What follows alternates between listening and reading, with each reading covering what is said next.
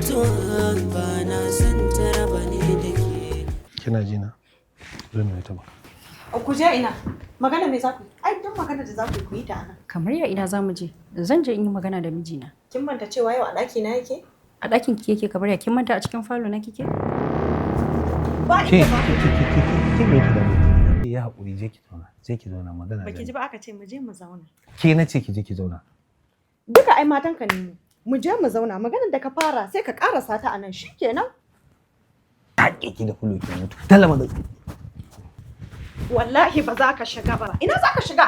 Ai kawai ka koma ka zauna. Wallahi ba za ka ina. Da ba za ka.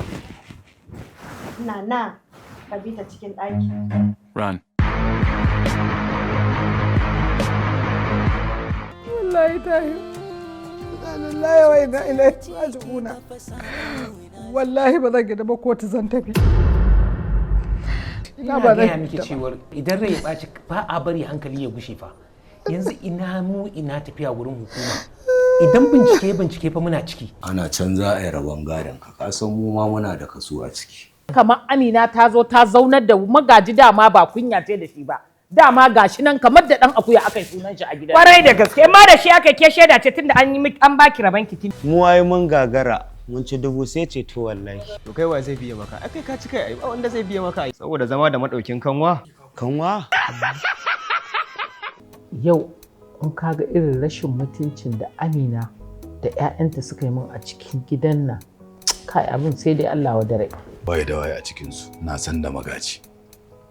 Bara an tarkato su habbabar tasu da su duka sai sun gane muhimmancin. Wallahi wa inna ilaihi raji'un. Kawai kace marasa amfani a bakin gate Allah ya tsakani na da kai tsinan ne mara mutunci. Wai don tsara. Kawai an tara mahaukata a cikin gida saboda Alhaji ba shi da rai kawai sun koma shaye-shaye gaba ɗaya fitin. Za ka ana can gidanka ana rabon gadonka. Kuma ina mai tabbatar maka da cewar Hairana tana hanya za ta zo gidanka amma ba za ta ƙara so ba. Saboda zan ɗauke ta ne kuma ba za ku ƙara ganin ta na har abada ba.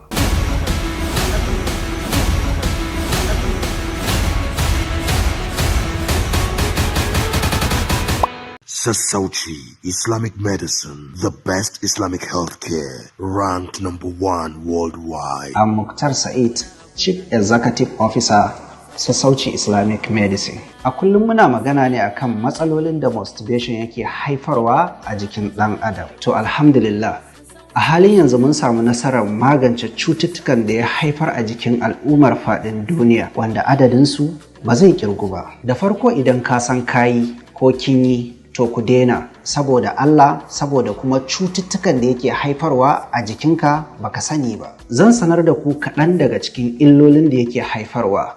Idan ka ji matsalarka to sai ka nemi magani domin samun lafiyarka da na iyalanka.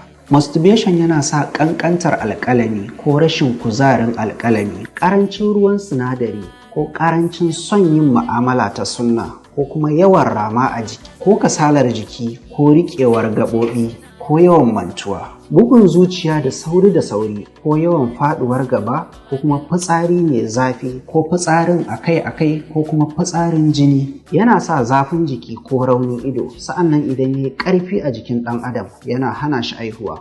To alhamdulillah a cibiyar mu ta Sassauci idan muka haɗa muku full treatment na masturbation za a rabu da wannan matsalar gaba ɗaya bi iznillah. Wannan magani da kuke gani shine full treatment na masturbation, sati 2 zuwa 3 ake amfani da shi. Masturbation ga 'ya'ya mata yana haifar musu da matsaloli kamar haka: jin zafi lokacin mu'amala ko fitar farin ruwa ko kuma ƙaiƙayin jiki da matsaloli dai irin na mata, sa'annan kuma yakan hana su aihuwa. To alhamdulillah muna da ingantaccen maganinsa, ana amfani da shi sati 2 zuwa 3 a rabu da matsalar. Wannan shine muke ba 'ya'ya mata. Sa'annan akwai masu fama da matsala na ulcer. Wannan maganin shi muke bayarwa ake amfani da shi duk matsalar ulcer za a rabu da ita bi iznillah.